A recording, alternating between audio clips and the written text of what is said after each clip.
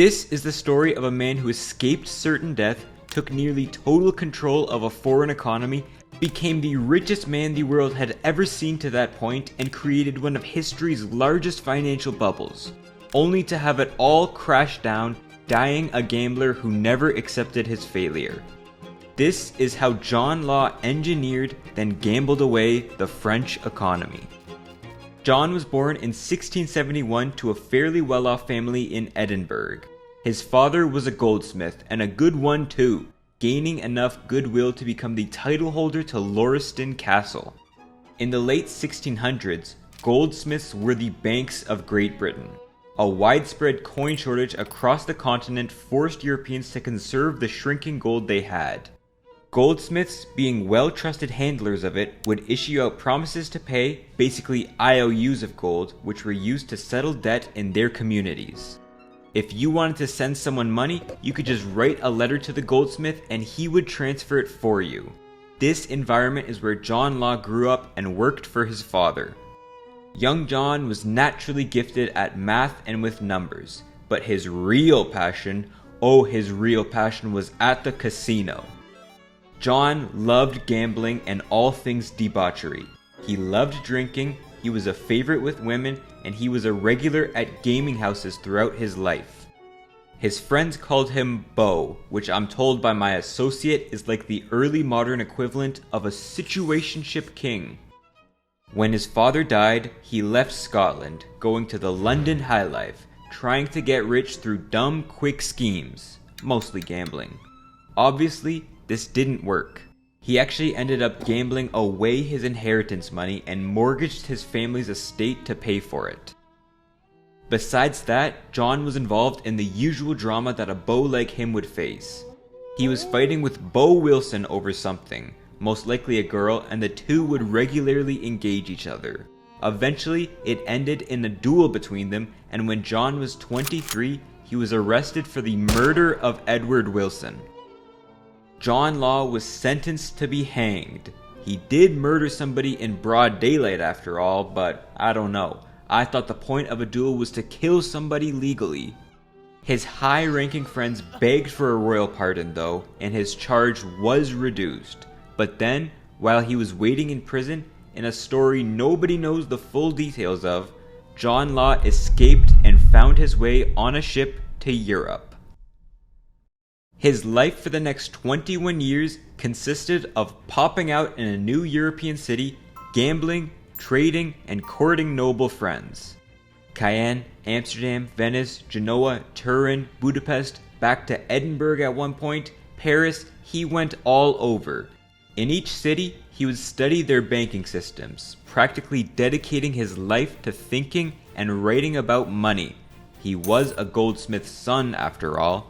He thought about the best ways to store money, to exchange currencies for others, the role interest plays in society, and most importantly, how to improve the real economy using fake money. And in his famous Essay on a Land Bank, he laid out his ideas. Instead of backing money by gold or silver, he thought it should be backed by a state's land, so that it was more stable, more predictable, and could be issued out in higher quantities. The Dutch didn't get rich because of their hard-working nature, as many Europeans thought at the time, but because of their abundant money supply and cheap credit, letting them finance the world's largest corporation.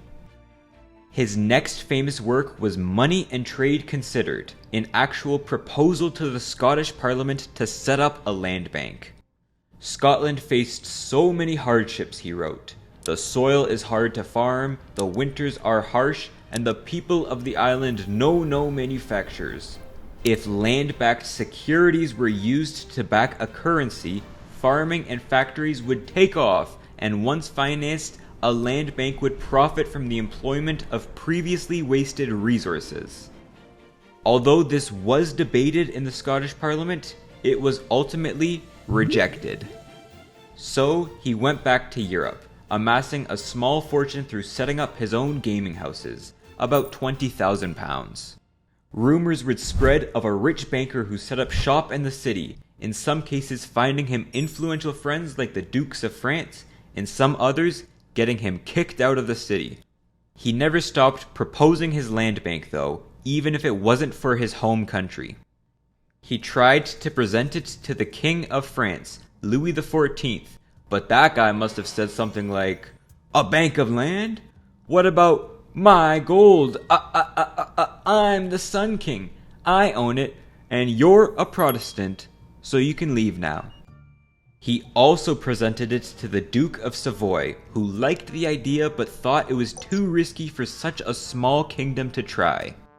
The Duke did recommend John try again in France though, because the French are always open to new ideas.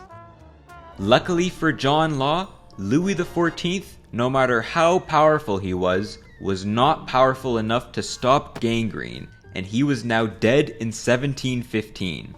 His son, the new King of France, was 5 years old, so power fell upon a regency council, headed by Philippe II, the Duke of Orleans. Everybody's favorite part of running a government is how you don't have to worry about a budget. It'll just balance itself, you know?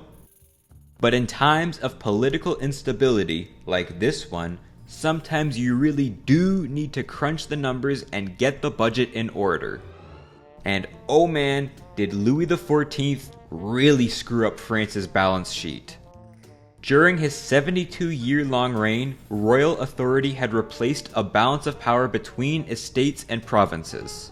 He appointed his own loyalists into local city councils, curtailed royal courts, instituted Protestant discrimination, and fought a series of wars to bring glory to France.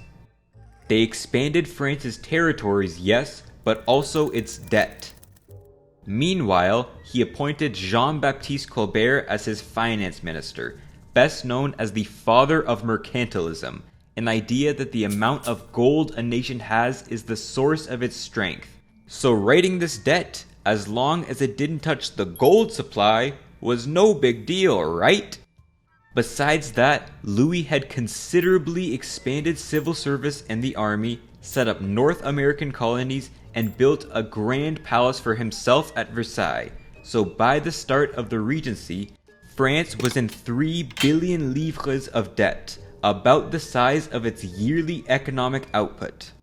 Farms laid idle, factories shut down, bankruptcies were rife, and prices were falling.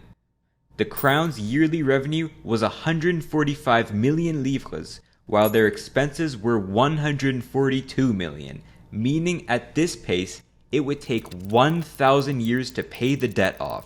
Something big had to be done. What about that law guy who came to Paris like 5 years ago? Isn't he a financial wizard or something? Can't he do anything about it? John Law had been the Duke of Orleans' drinking buddy for a couple of years now, and throughout the time, he was always chatting about his financial ideas. The Duke was already kind of convinced of the land bank idea, although he didn't fully understand it. But now that he basically ruled France, John got a powerful ally. He proposed it to the council, saying it would bring employment and revenue, boost agriculture, trade, and even the population size. A big, beautiful bank. That's what would fix this mess.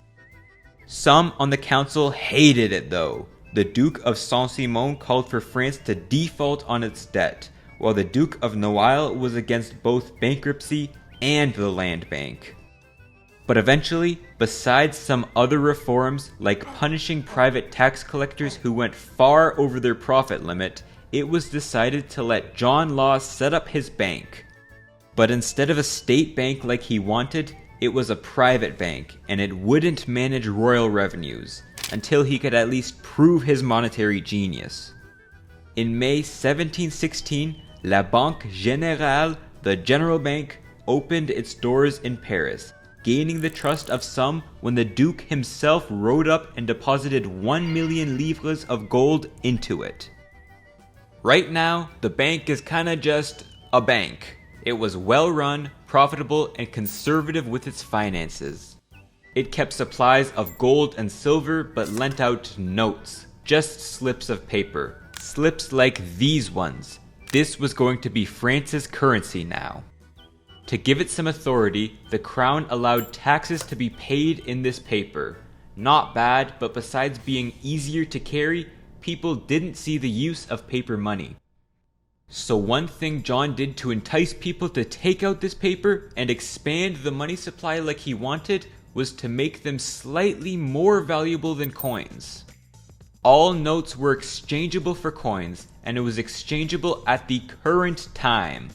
The French crown would often devalue coins in an effort to make up some lost revenue, so if someone was holding a note and coins were suddenly devalued, the note would actually become more valuable as it could be exchanged for the same amount as before. This grew trust in Law's bank, and over a year, notes held a 15% premium over coins. And you know what? Law's plan was kinda working. Commerce was increasing, taxes were now regularly being paid, and France looked like it was on the up. Law had also allowed billet d'état, a little note signifying that you owned a part of the government's debt, to be exchanged for his notes, and this had commanded an almost 23% premium, meaning you were sure to make money if you gave your portion of the debt to the bank. This grew the bank more than anything, and soon enough, branches sprung up all over the country. The bank's conservative nature and the confidence the people gave it kept its balance sheet growing, and because it now owned much of the debt, it was actually starting to be paid off. Now that there are actual results, John Law was accepted by the nobility. Meanwhile, a legacy of one of Louis XIV's glory farming missions was boiling up. Louis had wanted to plant the French flag overseas, just like the Spanish had, and along with Quebec, he set up a new colony in America named Louisiana in 1682. There's no way to easily put this, but Louisiana was a complete poo hole. It was a hot, humid swamp full of disease and mosquitoes, hurricanes, and alligators. Alligators which no Frenchman should ever have to deal with. But it was for the glory of the French people and whatever, so some settlers did end up there. Although half either died or left within their first year of landing on the Gulf Coast. For 13 very unprofitable years, the Crown ran it until the Treasury was unable to finance the Department of the Marine, which oversaw the colony. In 1712, it was given to a wealthy Parisian merchant named Antoine Crozat, who got sole control over all trading and commercial enterprises there for 15 years, including all of its farms, slaves, and mines. In exchange, he was made to send at least 2 supply ships every year to the settlers. The Western Company he made is estimated to have lost Crozat around 1 million livres, and 10 years before his charter expired, he petitioned the Duke to release him from it. I guess this is really where John Law's finance bro side comes out, because he thinks he can flip this company around and start to make a profit.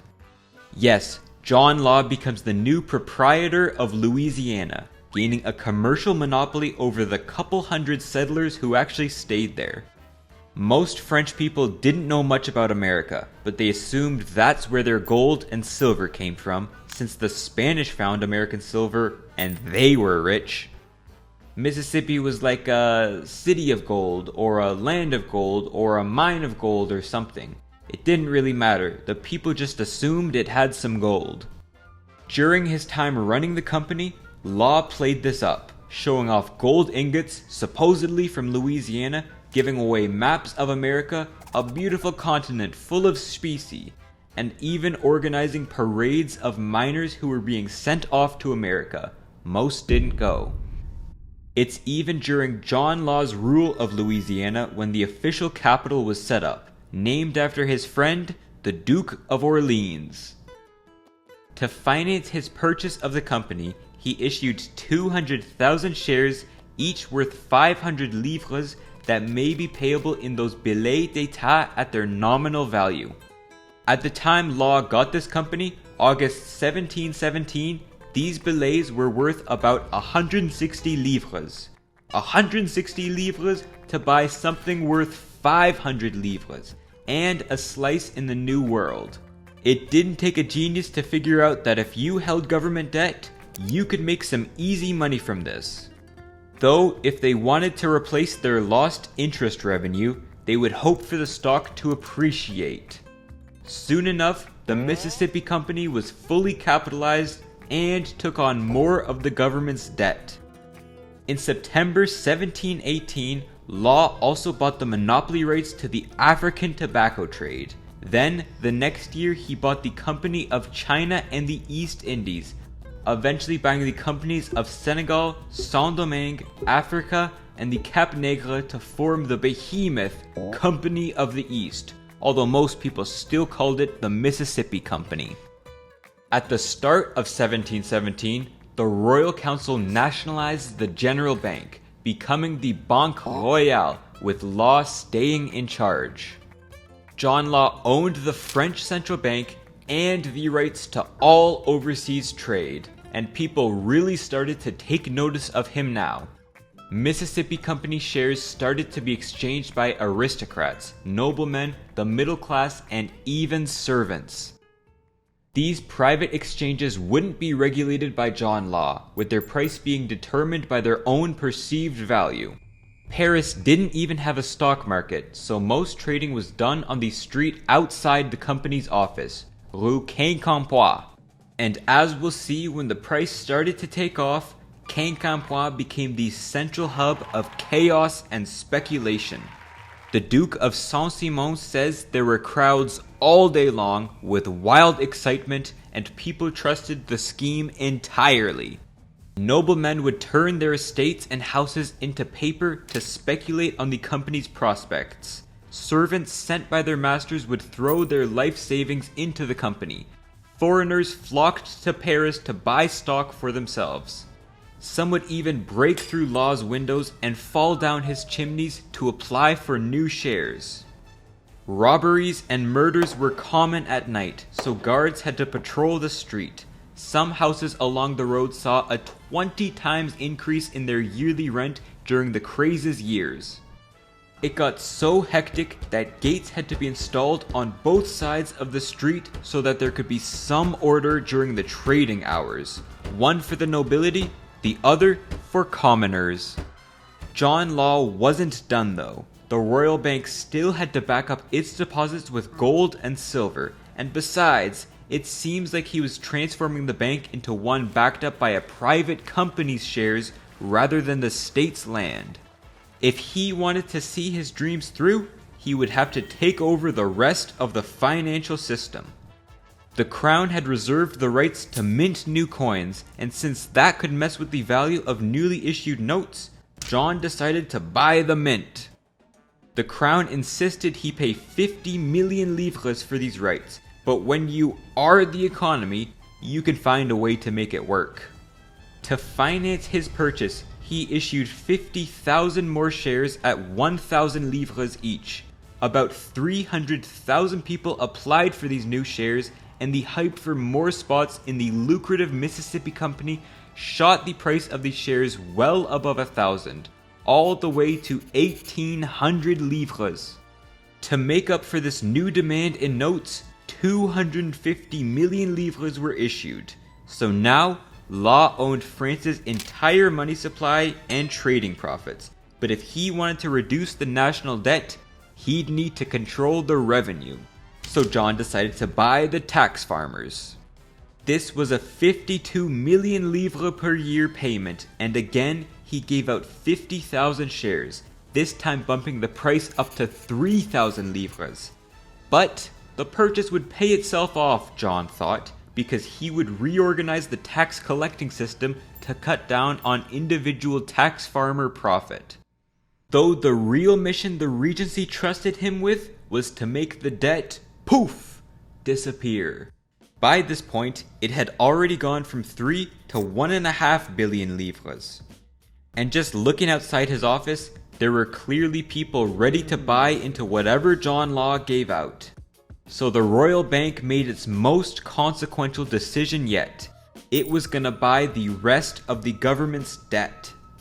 Through 3 separate stock sales, it would gobble this debt up.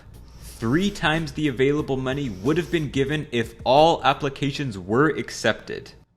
To buy it, in September, the bank printed 240 million livres, then December 360 million, and finally in February another 200 million. Whether or not John Law approved of this printing is up for debate, but the Duke certainly did, and at the end of the day, France was still an absolute monarchy. The government would now pay 3% yearly interest payments on the debt directly to the company, and Law would use this to pay for any potential new ventures. This is when you could say John had finally created his land bank. So to recap this financial hocus pocus, Louis XIV had done a bunch of expensive things. To finance these things, they issued debt which many people of France had bought to collect interest from the government, and this was all backed by gold. Law comes in and starts issuing paper notes, also backed by gold, but he's willing to accept this debt in exchange for paper notes. He also buys all of France's overseas trade, exchanging shares in the company for the debt as well. He uses hype to raise the share price of the company to expand it, which requires him to issue more paper notes. Then, the company buys the entire debt, needing to print even more notes. The debt moved from the crown to the company, and the payout moved from interest payments to company dividends. You might be thinking, wait, this doesn't actually get rid of the debt, but just transfers it from those who are comfortable holding the crown's bonds to those who want to see an insane return on their shares. And I'm kind of thinking the same thing. Whatever happened, the people were excited. Over the course of 1719, the Mississippi share price went up by 20 times. Not 20%, 20 times, from 500 livres to 10,000. Almost everybody who could get the shares were living large. Around Paris at least, this new money was showing up everywhere. The middle class was now buying art pieces and crafted furniture. People started wearing silk, velvet, and golden cloth, so much so that a royal edict had to be passed to forbid liveried servants from wearing them. Watchmakers had to be imported from Switzerland to make up for all the new demand. Working class investors became little noblemen. People were wearing jewels, riding around in new carriages, and it was a little obvious people were eating better. 2 terms were coined to describe the winners of this period that we still use today: nouveau riche and millionaire. As for John Law, who profited by far the most of this scheme, he put all of his proceeds into real estate. He bought the Palais Mazarin, 5 in the Place Vendôme, and 10 on Rue Saint-Honoré, 1 for the equivalent of $350 million. All this new money was really helping the economy. As John Law had predicted, land was now employed again. Artisans and farm workers found that they had a steady stream of customers now. Customers with a lot of money that were willing to pay higher prices. So they charged higher prices. From the start of the scheme to the time of the peak, wages around Paris had quadrupled, and similarly, the average price level for staple goods had doubled. This was the first true instability the French people felt from this virtual money system. Inflation had spread across France, reaching over 20% a month in January. Why? The amount of livres in circulation had increased by about 1 billion throughout the year, then another 1.8 billion the following year until its peak. It's worth remembering that the Mississippi Company wasn't some financial abstraction, but an actual company dependent on the real profit it made. Louisiana had generated none. It was basically just a few hundred huts, and even with all the other trade revenue, the company's shares were trading at a price-to-earnings ratio of around 50. But the financial system had grown so dependent on the share prices that an office for the buying and selling of shares was set up by law in an effort to stabilize its price.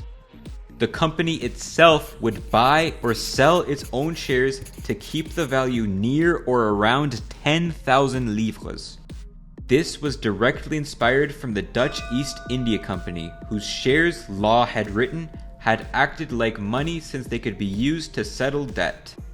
When John publicly converted to Catholicism, he was allowed to become the Controller General of France, basically the Prime Minister. Not bad for an ex-convict immigrant. He now officially merged the bank and the company into one entity, and John became increasingly despotic by this time. His new goal was to eliminate the link to gold entirely. Some could see the writing on the walls that this was all bound to collapse. In one story, the Prince of Conti had allegedly become so furious after Law rejected his application for Mississippi stock that he withdrew all the gold he could from his account.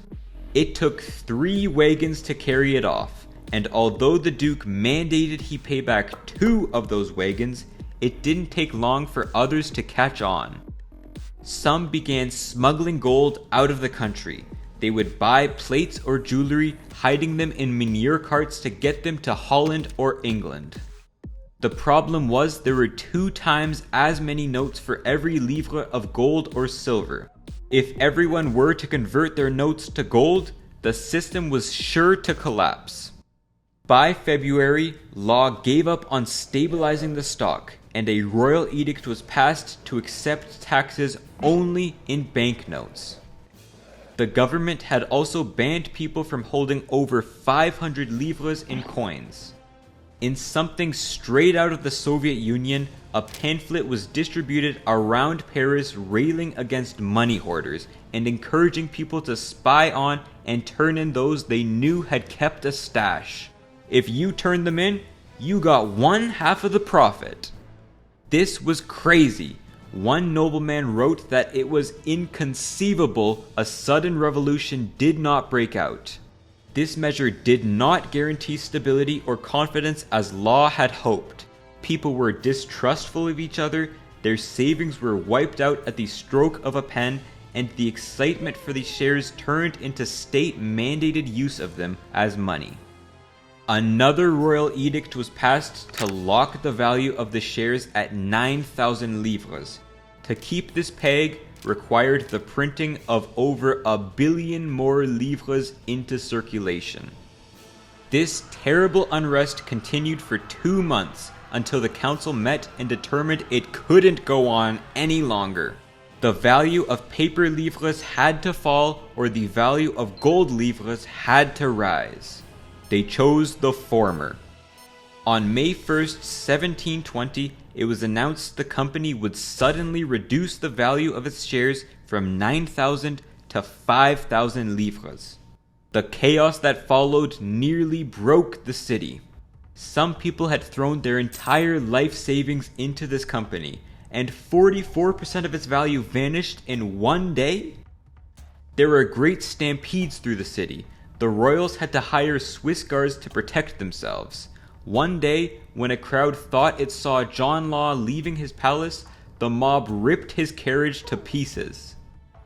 There were fights between the crowds and the guards, resulting in some deaths to both sides. One economist who had speculated against the French livre was expelled from the country for doing so. And finally, when the government allowed people to hold coins again, a rush on the royal bank resulted in 14 people being crushed to death. So much coin was taken out, the kingdom had to start minting them with copper. By this point in his life, Law hadn't just lost the confidence of the people, but his favor with the nobles.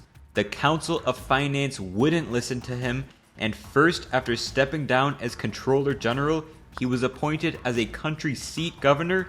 But after that didn't work out, the Duke permitted John Law a passport to leave the country.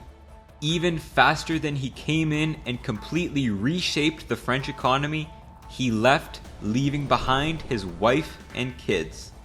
The company was stripped of its minting and tax collecting privileges and continued on as a shell of its former self, with share prices eventually coming back down to around 500 livres. 11 years after its collapse, the Mississippi Company was returned to the crown.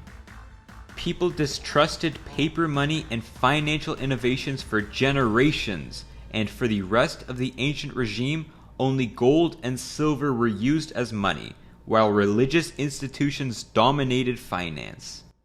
The bank was officially liquidated in 1723 after extensive talks over how to deal with its liabilities and how to restructure the debt. The now 13-year-old King Louis XV had been saddled with over 1 billion livres of it. But much of the debt simply vanished, as the notes it was denominated in no longer had any monetary value. Louisiana itself was lost under Louis XV's reign, and France went back to being fiscally constrained, running a government which constantly had troubles with raising revenue, a theme that would continue until the eventual French Revolution. John Law left in late 1720, first to Brussels, then England, and then to Venice. He left behind almost all of his wealth as property around Paris. He'd always thought of returning to France, but the death of the Duke of Orleans in 1723 severed the link to his closest ally and friend.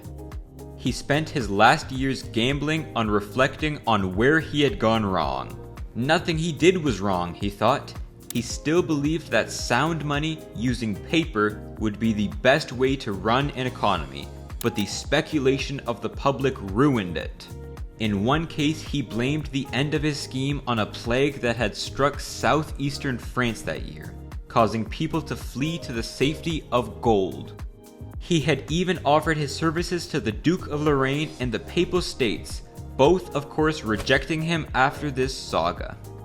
John Law died a relatively poor man in Venice in 1729, after once becoming the most powerful man in the world. Although his scheme ended in spectacular failure and he died disgruntled and dismissed, John's ideas would come to define how a modern economy is run. Nearly everywhere on Earth uses paper money today. Considering how many opposing kingdoms he had proposed his ideas and helped to, regardless of his Scottish background, I think he would be absolutely delighted to see how his land bank proposal ended up today.